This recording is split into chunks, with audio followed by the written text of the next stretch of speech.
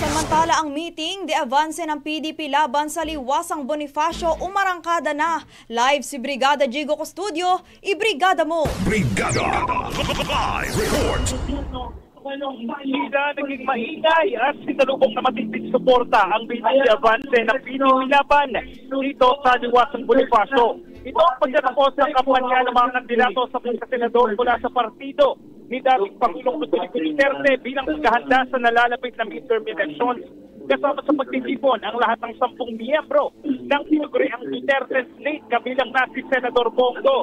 Pasado na sos kanina na magsimula ang programa at nagkaroon ng live performances ang ilan sa mga ilalap ng personalidad. Hindi pa man nagsisimula ang meeting ni Avance ay mainit na ang pinapakitang suporta ng mga nagsuporta ni dating Pangulong sa Duterte.